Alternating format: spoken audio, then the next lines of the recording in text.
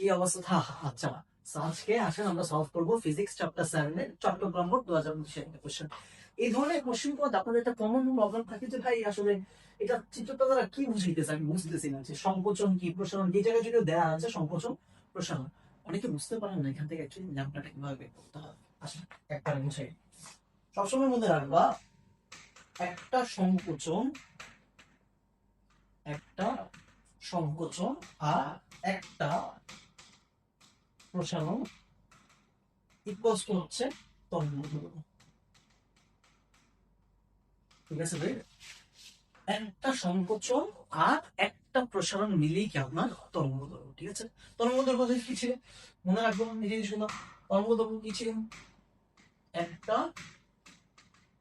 পূর্ণ কম্পনে অতিক্রান্ত দূরত্ব, এটাকে আমরা কি বলতাম? তরঙ্গ দৈর্ঘ্য বলতাম। আচ্ছা, আরেকটা জিনিস বলুন তো, একটা পূর্ণ কম্পনে যে সময় লাগে সেটাই কি আপনার পর্যায়কাল নয়? আবার একটা পূর্ণ কম্পনে অতিক্রান্ত দূরত্বই কি আপনার তরঙ্গ দৈর্ঘ্য। তাহলে আমি বলতে পারি না এটা কি পর্যায়কালে অতিক্রান্ত দূরত্ব না? পর্যায়কালে অতিক্রান্ত দূরত্ব, এই জিনিসটা একদম মাথায় সেট করে ফেলুন। এই জিনিসটা একদম মাথায় সেট করে ফেলুন, একদম মাথায় সেট। এই জিনিসটা আমি অনেক কাজে আসলে এমসিকিউ তে আমরা এটা ইউজ করতে পারবো, সৃজনশীল আপনার এটা অনেক কাজে। ঠিক আছে,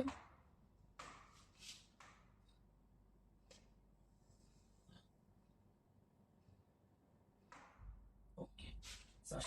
এবার আমরা কোশ্চেনে দেখেছি কি বলেছে দেখেন তো, এই যে চাপা অংশ, এই যে পাশাপাশি একদম কাছাকাছি যে দাগগুলো দেখা যাচ্ছে, এগুলা কি মিন করতেছে? সংকোচন মিন করতেছে। আবার এই যে প্রসারণ যে লেখা আছে সাইডটা দেখেন তো, এখানে গ্যাপটা একটু বেশি না? তো গ্যাপ বেশি হলে সেটা কি আমার প্রসারণ। আবার একটা সংকোচন হয়েছে, আবার একটা প্রসারণ হয়েছে, আবার একটা সংকোচন হয়েছে, আবার একটা প্রসারণ হয়েছে। সেম নিচেও কি একই জিনিস ছিল। আশা আগে আমরা এখান থেকে একটু ল্যামডাটা বুঝি কেন। এখানে একটা সংকোচন আর একটা প্রসারণ মিলে কি তোমার একটা ল্যাম্ডা। আবার একটা সংকোচন হয়েছে, আবার একটা প্রসারণ হয়েছে, এতটুকু পর্যন্ত কি তোমার আরেকটা ল্যাম্ডা।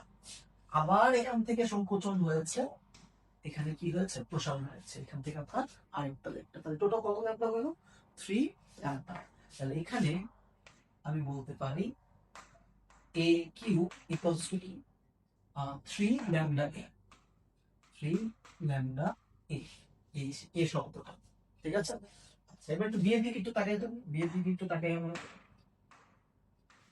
দেখেন তো, একটা প্রসারণ, একটা সংকোচন, একটা সংকোচন একটা প্রসারণ, যেগুলো একটা প্রসারণ একটা সংকোচন একই কথা। তাহলে এখান থেকে আমরা একটা ল্যামডা বি, ওকে। আবার এখান থেকে এই যে এতটুকু পর্যন্ত আরেকটা কি আপনার ল্যামডা বি।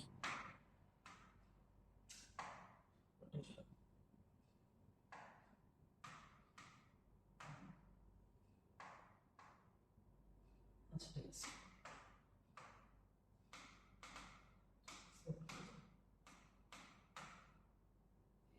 এটাকে চাই কি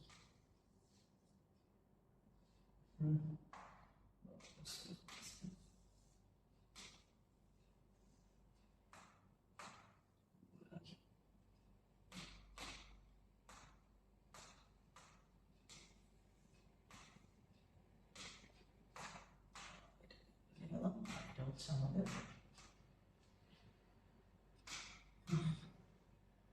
সবকিছু করা যায়। আচ্ছা ভাই আমার এরকম করে দেখাই দিচ্ছে, অসুবিধা ওকে, অসুবিধা নেই। আমার এখান থেকে এতটুকু ছিল ল্যামডা এ, আবার এখান থেকে আরেকটা ল্যামডা এ, আবার এখান থেকে এতটুকু আরেকটা কি আমার ল্যামডা এ। তাই তো, সংকোচন প্রসারণ, সংকোচন প্রসারণ, সংকোচন প্রসারণ। ক্লিয়ার? তাহলে এখান থেকে আমি লিখতে পারি আমার এ কিউব ইকুয়ালস টু 3 ল্যামডা। বুঝলাম তো, ভালো কথা বুঝেছেন। আসেন পরেরটাতে যাই। এখানে একটু খেয়াল করার মতন, এখান থেকে এতটুকু একটা প্রসারণ একটা সংকোচন, একটা প্রসারণ একটা সংকোচন, একটা প্রসারণ একটা সংকোচন, একটা প্রসারণ একটা সংকোচন। তাহলে এখান থেকে এতটুকু একটা ল্যামডা, এখান থেকে এতটুকু একটা ল্যামডা, এখান থেকে এতটুকু একটা ল্যামডা, এখান থেকে এতটুকু আরেকটা কি ল্যামডা। তাহলে এগুলো কি lambda B, lambda B. Lambda B, lambda B. তাহলে এখান থেকে আমি বলতে পারি আমার বি ইকুয়ালস টু হচ্ছে 4 ল্যামডা বি। প্রসারণ সংকোচন, প্রসারণ সংকোচন, প্রসারণ আর সংকোচন মিলে একটা ল্যামডা, এখানে প্রসারণ সংকোচন মিলে দ্বিতীয় ল্যামডা, এখানে প্রসারণ সংকোচন মিলে 3 ল্যামডা, আর লাস্টে প্রসারণ সংকোচন মিলে 4 ল্যামডা। ক্লিয়ার হল? বুঝতে পেরেছি। তাহলে এটা হচ্ছে আমাদের চিত্রের যাবতীয় আলোচনা। ক্লিয়ার? বলেছে চিত্রে এ ও বি উৎস থেকে, তার মানে এখানে উৎস আলাদা, উৎস আলাদা হলে কম্পাঙ্ক কি হয়ে যাবে? আলাদা হয়ে যাবে। ওকে, এটা দেখে বুঝতে পারতেছি দুইটা শব্দের উৎস আছে, ঠিক আছে। শব্দের কম্পাঙ্কের পার্থক্য দেওয়া আছে 6 সাইজ, আর বলা আছে P Q equals to N N. আচ্ছা, পি কিউ ছিল, আচ্ছা পি কিউ, আচ্ছা এটাকে আমি কিউ দিয়েছি না, পি কিউ বারবার রেখে দিয়েছি, কিরকম আমাকে, আচ্ছা অসুবিধা নেই। আরে এটা হচ্ছে আমাদের পি কিউ, ঠিক আছে। P Q equals to 3 lambda এ, আর এখান থেকে আমার কি দেওয়া আছে? এম এন, এটাকে দেওয়া আছে M N equals to 4 lambda by B, ঠিক আছে। আগে আমি কালকে তো আমরা পাচ্ছি সেটা। ওকে, এই অংশটি কোন শব্দের প্রতিধ্বনি শোনা সময় শব্দানুভূতির স্থায়িত্বকাল অপেক্ষা 0.025 সেকেন্ড বেশি। আচ্ছা, বুঝলাম, ভালো কথা। এই উৎস থেকে প্রতিফলকের দূরত্ব আপনাকে বের করতে বলেছে, অর্থাৎ এই যে একটা উৎস আছে সেখান থেকে প্রতিফলক আর দূরত্বটা আপনাকে বের করতে বলেছে। চল শুরু করে দেখি।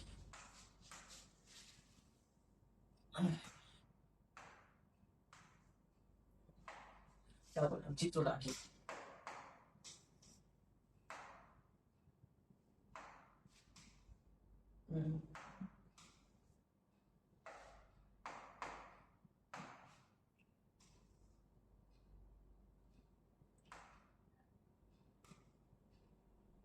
এটা হচ্ছে আপনার প্রতিফলক, ঠিক আছে। এখানে আপনার এ উৎস আছে, এ উৎস, এই উৎস থেকে প্রতিফলকের দূরত্ব, কারণ এখান থেকে আরেকটা ডিস্টেন্স আমি বললাম ডি। এই উৎস থেকে প্রতিফলকের দূরত্ব আমাকে ইনফরমেশন দেওয়া থাকা উচিত। খেয়াল করেন, চিত্র এ আর বি উৎস দ্বয় কোন শব্দের কম্পাঙ্ক দেওয়া আছে, ভালো ভালো কম্পাঙ্কের পার্থক্য দেওয়া, আমাকে বলা আছে বাতাসের শব্দের বেগ। খেয়াল করেন, এখানে কিন্তু অন্য কোনো মাধ্যমের উল্লেখ নেই, শুধু বাতাসের কথা উল্লেখ আছে, তাই না? তার মানে এখানে কি মাধ্যম ফিক্সড? তার মানে আমরা জানেন মাধ্যম যদি সেম হয়, মাধ্যম সেম, দ্যাট মিন্স কি ভি কি সেম। আর যদি উৎস সেম হয়, উৎস সেম হয়, আমার কম্পাঙ্ক কি সেম বা ফিক্স থাকে, তাই না?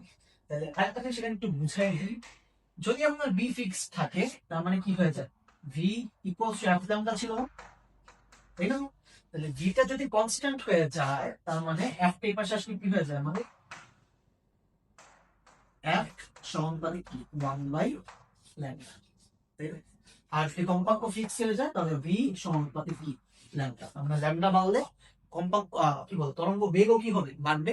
ল্যামডা কমলে তরঙ্গ বেগও কি হয়ে যাবে? কমে যাবে।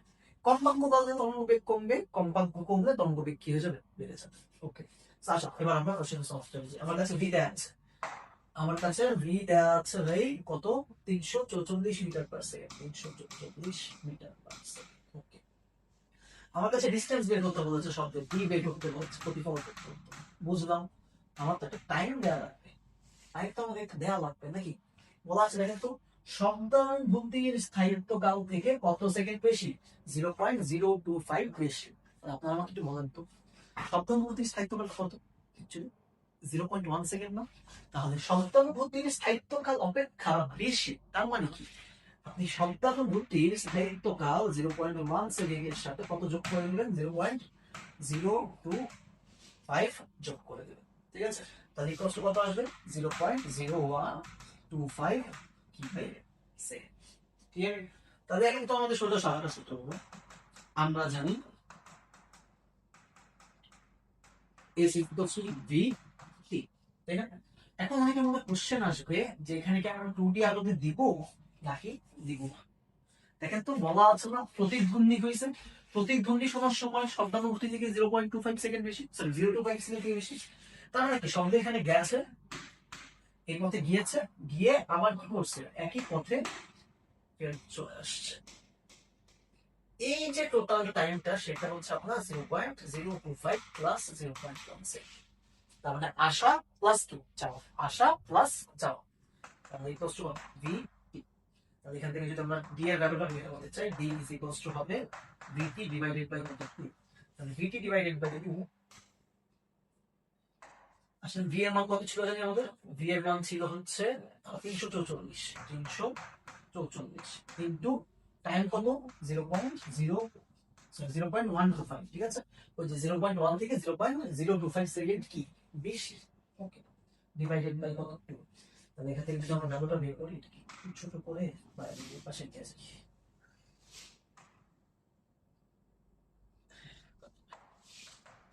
এখান থেকে আমরা বের করতে পারবো 344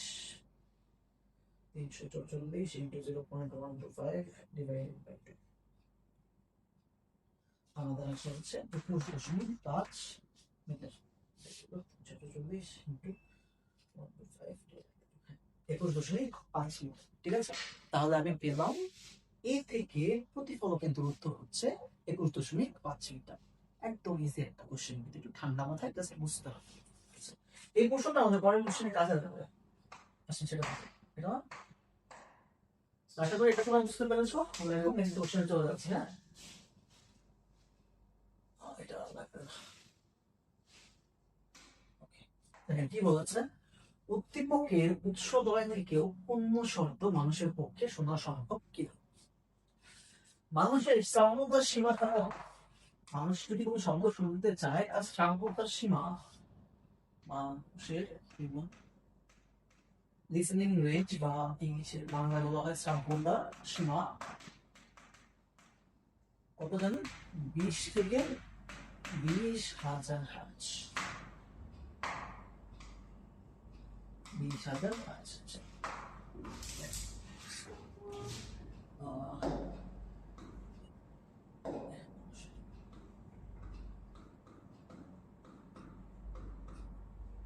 ঠিক আছে, মানুষের শ্রাবণতা সীমা 20 থেকে 20,000 হার্জ। তাহলে এ থেকে যে উৎপন্ন শব্দটা তার কম্পাঙ্ককে আমি ধরতেছি এফ এ, বি থেকে যে উৎপন্ন শব্দটা তার কম্পাঙ্ককে আমি ধরতেছি এফ বি। যদি এফ এ আর এফ বি এই সীমার মধ্যে থাকে তাহলে আমি বলতে পারবো উৎপন্ন শব্দদ্বয় মানুষ কি শুনতে পারবে, যেটা আমাকে কোশ্চেনে চেয়েছি, তাই না? আর যদি না থাকে তাহলে শুনতে পারবে না। ভালো, আসলে সলভ করেছে। দেখেন আমাকে কি বলা আছে, এ ও বি উৎসদয়ের মধ্যে উৎপন্ন শব্দের কম্পাঙ্কের পার্থক্য হচ্ছে 6 হার্জ। তাহলে আমার কাছে দেয়া আছে F A minus F B equals to 6 hertz. এই চাকরির সামনে কনফিউজ হবে যে ভাই F A minus F B হবে নাকি F B minus F A হবে, কোনটা হবে? এখানে তো আমার কাছে বলা নেই যে আমি কোন শব্দটা নিয়ে কাজ করতেছি, তাই না? এটা কি লিখছে বারবার একই জিনিস চলে যাচ্ছে। আচ্ছা অসুবিধা নেই, এটা ছিল lambda B, sorry 4 lambda B, তাই না? N N equals to 4 lambda B, okay. আর এটা ছিল হচ্ছে P Q equals to 3 lambda. এখন আমার কোশ্চেন হচ্ছে আমি কিভাবে বুঝবো যে এফ এ বড় নাকি এফ বি বড়? একদম ইজিলি বুঝে ফেলছি। আমাদের এটা কাজে লাগবে, আমাদের এখন এটা কাজে লাগবে। মাধ্যম সেম না, মাধ্যম সেম থাকলে কে ফিক্সড হয়ে যায়, ভি ফিক্সড হয়ে যায়, তাই তো? যদি ভি ফিক্স থাকে, যেহেতু এখানে মাধ্যম সেম, যেহেতু মাধ্যম কি সেম, সেক্ষেত্রে আমি বলতে পারি এফ সমানুপাতিক কি আমার 1/λ। এটা কি ডিল করে, আপনি যদি ফ্রিকোয়েন্সি বাড়ে তরঙ্গ দৈর্ঘ্য কি হয়ে যাবে, কমে যাবে। আবার যদি ফ্রিকোয়েন্সি কমিয়ে দেন তরঙ্গ দৈর্ঘ্য কি হয়ে যাবে ভাই, বেড়ে যাবে। বুঝতে পেরেছি? তাহলে আমি চিন্তা করবো কি, আমার কাছে ফ্রিকোয়েন্সিটা দেয় না, তাহলে আমি তাকে নিয়ে কাজ করবো, আমি কাজ করবো হচ্ছে এই ভদ্রলোককে নিয়ে, ল্যাম্পটা নিয়ে, ঠিক আছে? তাই আপনার কাছে কোশ্চেনে বলা আছে না P U equals to M, আমার কাছে দেয়া আছে এই জিনিসটা কিন্তু আপনাদের লিখতে হবে না, আমি তো সেটা আপনাদেরকে বোঝানোর জন্য লিখেছি, আপনারা পরীক্ষা হবে এটা না লিখলে কোনো প্রবলেম নেই, ঠিক আছে? এটা আপনাদের লিখতে হবে না, দেয়া আছে পি কিউ ইকুয়ালস টু কি এম পি এম, তাই না? পি কিউ ইকুয়ালস টু কি পেয়েছে 3 ল্যামডা এ, আর এম এর ইকুয়ালস টু পেয়েছেন 4 ল্যামডা বি। তাহলে এখান থেকে আমি যদি ল্যামডা এ ভ্যালুটা বের করি কি হয়ে যাবে 4/3 ল্যামডা বি। তাহলে এখান থেকে যদি মানটা বের করি 1 পয়েন্ট সামথিং 4/3 আসলে হচ্ছে 1.333 ল্যামডা। তাহলে আমাকে একটু এখান থেকে আপনারা বুঝে বলতে, আমি যদি ল্যামডা বি এর সাথে 1.333 গুণ করি তাহলে ল্যামডা কে পাই না? বুঝছেন? ল্যামডা বি এর সাথে যদি 1.333 গুণ করি তাহলে তো আমি ল্যামডা এটাকে পাই, তাই না? আর ল্যামডা এ ল্যামডা বি এর 4/3, তাই তো? তাহলে এখানে বড় কে অ্যাকচুয়ালি ল্যামডা এ না, কারণ দেখেন ল্যামডা বি এর সাথে 1 পয়েন্ট সামথিং গুণ করলে আপনি ল্যামডা এ কে পাচ্ছেন। স্যার উল্টা না, ল্যামডা বি এর সাথে 1.33 সামথিং গুণ করলে আপনি ল্যামডা এ কে পাচ্ছেন। তাহলে এখানে বড় কি ভাই ল্যামডা এ, এখানে আমার বড় হচ্ছে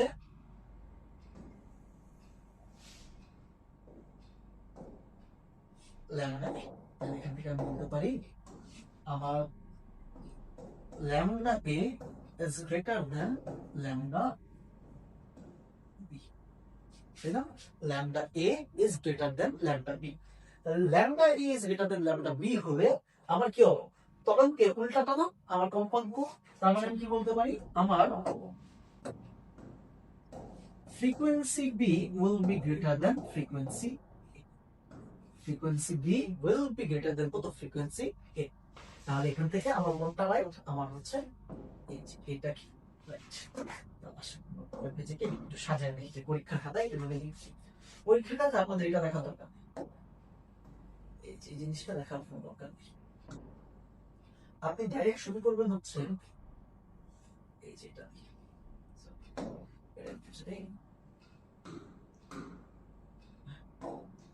এটাকে একটু সামনে নিয়ে আসি, এটাকে সিলেক্ট করে নিয়ে যাবেন শুরু করে।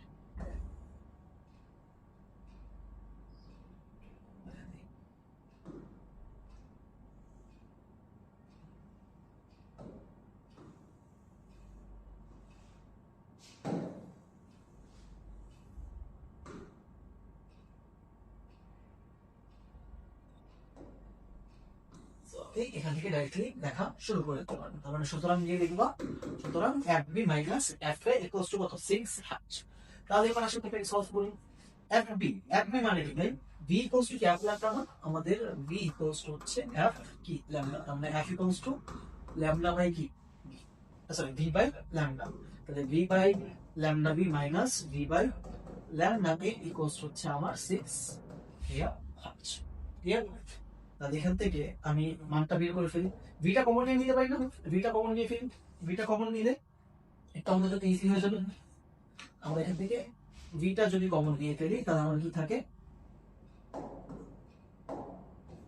1/λb minus 1/λa equals to হচ্ছে 6। ঠিক আছে, এতটুকু পর্যন্ত আশা করি সবাই বুঝতে পেরেছেন। তাহলে এখান থেকে যদি আপনি ক্যালকুলেট করেন ভিটা বসে চলে আসলে এখানে কি হবে lambda B into lambda A divided by উপরে কি চলে যাবে আমার এই যে দশক করে ফেলেছি ল্যামডা বি ইনটু কি হয়ে যাবে ল্যামডা এ হয়ে যাবে। ল্যামডা বি কাটা উপরে থাকবে হচ্ছে lambda A, lambda A lambda কাটা উপরে থাকবে হচ্ছে lambda B equals to 6 divided by কত উপরে হচ্ছে 6 ডিভাইডেড বাই কত ভাই ভি। এতটুকু আশা করি বুঝতে কারো কোনো প্রবলেম হয়। সো এখানে একটু চাপাই দিই এক পেজে ডবল হয়ে যাবে।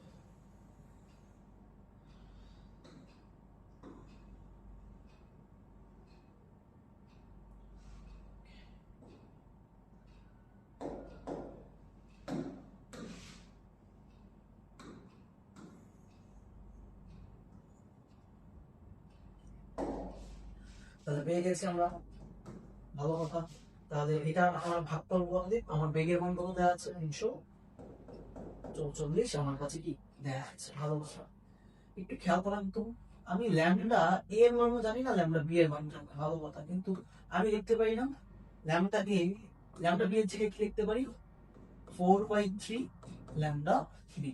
লিখতে পারি 4/3 ল্যামডা বি। ওকে, আর এখানে হবে ল্যামডা এ ইন্টু 4/3।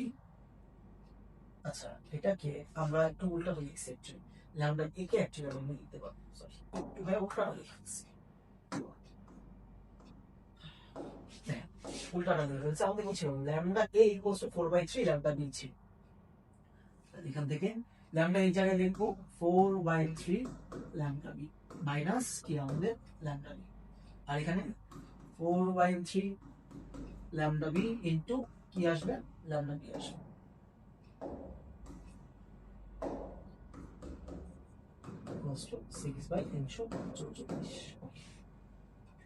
এখান থেকে আমরা ক্যালকুলেট করে কি করতে পারি, আমরা লসাগু করতে পারি। নিচে 4/3 ল্যামডা বি স্কয়ার।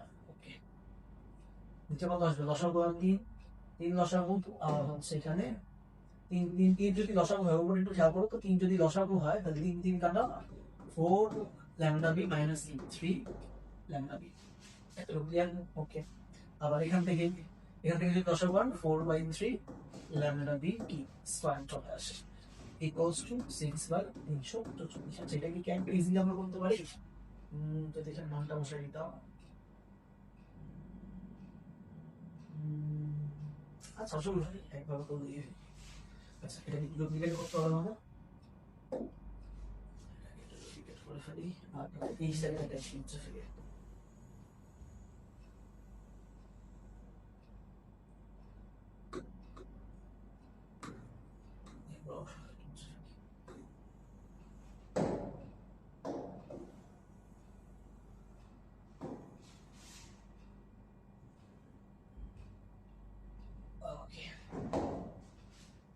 এখান থেকে যদি আমরা সলভ করা শুরু করি, আমাদের কি আসে, উপরে আসবে ল্যামডা বি বাই কত 3, উপরে আসবে ল্যামডা বি বাই 3, আর নিচে আসবে আমাদের 4/3 lambda B square equals to 6/3/4। তাহলে এখান থেকে যদি উপরেরটা কি থাকবে অ্যাজ ইট ইজ সেম থাকবে, আর নিচেরটা কি হয়ে যাবে, উল্টায় যাবে, এখানটা উল্টায় যাবে, তার মানে কি আসবে 4 ল্যামডা বি স্কয়ার, এখানে কত থাকবে 3 থাকবে ইকুয়ালস টু 6/344। তাহলে ল্যামডা রুটটা কাটো 3 কাটা থাকে, হচ্ছে এখানে থাকে হচ্ছে 1/4 ল্যামডা বি বা এখানে 1 দাও না লিখলেও কি দেখবো বোঝার চেষ্টা করে। উপরে কি আছে, 4 ল্যামডা বি থেকে 3 ল্যামডা বি বাদ দিয়েছে না, 4 ল্যামডা বি থেকে 3 ল্যামডা বি বাদ দিয়ে 1 ল্যামডা বি, নিচে কত থাকবে 3 থাকবে, আর এখানে ধরে কি আসছে 4/3 ল্যামডা বি স্কয়ার চলে আসছে। তাহলে এটাকে জাস্ট উল্টাই গেছি, বড় দিকে 3টা উপরে চলে যাবে আর 4 ল্যামডা স্কয়ার বি নিচে চলে আসলো, আর উপরেরটা অ্যাজ ইট ইজ কি থাকবে, কি সেম থাকবে। তাহলে এখান থেকে আমরা ক্যালকুলেট করতে পারি 6/344 সো এখান থেকে এটা ক্যালকুলেট করে ফেলি।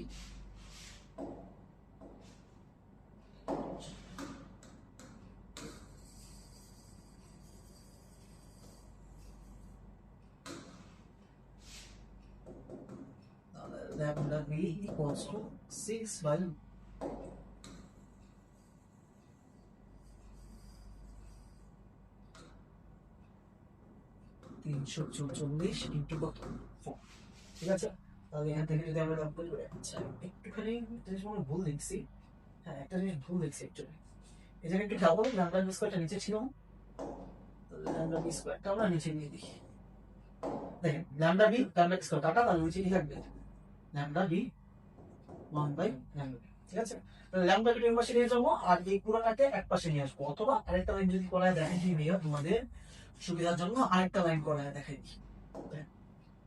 তাহলে 1/ল্যামডা বি ইকুয়ালস টু কি আছে 6 ইকুয়ালস টু 6, এটা 6/344 ইন্টু কত 4। আচ্ছা, তাহলে এই পুরোটাকে যদি উল্টায় ফেলি, উপরে কত আসবে 4/6 = 24 আসবে, তার মানে ল্যামডা বি ইকুয়ালস টু 344/24, 424। তার মানে এখান থেকে ল্যামডা বি ভ্যালুটা বের করেছি, কত আসে 344 ডিভাইডেড বাই কত 24। এখান থেকে ল্যামডা বি এর ভ্যালু আসে হচ্ছে 14.33, 14.33 ক্লিয়ার হয়। তাহলে ল্যামডা বি ভ্যালু পেয়ে গেছে, আমার লাগবে ফ্রিকোয়েন্সি বি লাগবে। ফ্রিকোয়েন্সি বিটা একবারে বের করে ফেলি। ফ্রিকোয়েন্সি বি হবে ভি বাই ল্যামডা, তাহলে 344 ডিভাইডেড বাই 14.333, 14.333 আসা হচ্ছে 24 হার্টজ। তাহলে এফবি এর আমরা ভ্যালু দিলাম কত, 24 হার্টজ। তাহলে এই পাশ থেকে এটাকে একটু মুছে দিই। আমার এরপর কাকে ভ্যালু বের করতে হবে, আমার এরপর বের করতে হবে হচ্ছে, এরপর আমার বের করতে হবে হচ্ছে ল্যামডা এ, তাই না? ল্যামডা বি পেয়েছি, তার মানে এফবিটা 24,000 আছে, আর মানুষের সাম্যতা সীমা কত, 20 থেকে 20,000 আছে। তার মানে 24 হার্টজ থেকে 20 থেকে 20,000 হার্টজের মধ্যে আছে। তার মানে এই যে 20 থেকে উৎপন্ন শব্দটা মানুষ কি করতে পারবে, শুনতে পারবে। বাট আমাকে তো এটাও বের করতে হবে, তাই না? তাহলে এটা আসলে দেখুন, lambda A equals to 4/3 lambda B, তাহলে 4/3 ইন্টু 14.33, 14.3, 4/3 ইন্টু 14 ডিভাইডেড বাই 3, আশা হচ্ছে 19.1067 মিটার। ওকে, তাহলে এখান থেকে আমি ফ্রিকোয়েন্সি এটা বের করতে পারি। ফ্রিকোয়েন্সি এই হবে same V by lambda A. তাহলে এখান থেকে আপনার কাজ এরপর একদম সোজা 344 ডিভাইডেড বাই 19.1067, তাহলে 19.136, ঠিক আছে। 344 ডিভাইডেড বাই 19.1067, আমাদের আসা হচ্ছে 18.004 hertz, which is less than 20 hertz. 20 hertz মানুষের চাহতা সীমা, নিম্ন সীমা যেটা, সেটা 20 hertz। তাহলে 20 hertz থেকে ছোট না, তাহলে ওই শব্দটাকে আপনি শুনতে পারবেন না। তাহলে এরপরে আমরা যে সুন্দর মতো আরেকটা স্লাইডে লিখবো, নাকি একটু শুরু করে দিবেন, অসুবিধা নেই, একটা স্লাইডে লিখে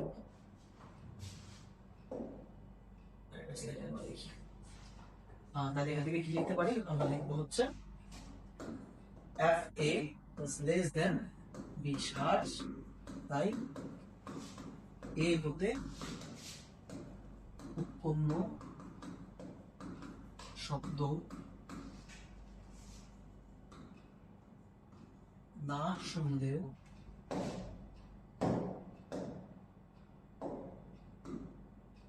এর উৎপন্ন শব্দ না শুনলেও বি হতে, সরি উল্টাটা লিখলাম না, দেখি না, ঠিক আছে, বি হতে উৎপন্ন শব্দ কি করবে, শুনবে। কে শুনবে, মানুষ শুনবে। তাহলে আমাদের এই যে কোশ্চেনটা যেটা ছিল, কি বলেছিল, এই উচ্চতা উদ্দীপকের উচ্চতা থেকে উৎপন্ন শব্দ মানুষের পক্ষে শোনা সম্ভব কিনা। আমি পেলাম আমার এফএ হচ্ছে 18 পয়েন্ট সামথিং হার্টজ, যেটা আমাদের শ্রাব্যতা সীমার নিচে অবস্থিত। দ্যাটস ওয়াই মানুষ কি করতে পারবে না, এই উচ্চ থেকে উৎপন্ন শব্দ শুনতে পারবে না। আবার বি উচ্চ থেকে উৎপন্ন শব্দের কম্পাঙ্ক পেলাম হচ্ছে আমরা 24 হার্টজ। দ্যাটস ওয়াই এই বি উচ্চ থেকে উৎপন্ন শব্দটা কি মানুষ শুনতে পারবে। সো এতটুকু আশা করি সবাই বুঝতে পেরেছো। তারপরে যদি কোনো কনফিউশন থাকে তাকে অবশ্যই আপনারা কমেন্ট বক্সে জানাতে পারেন। আমি পলাশ ভাইয়া সর্বোচ্চ চেষ্টা করবো তোমাদের হেল্প করার জন্য। দেখা হবে নেক্সট কোনো ভিডিওতে।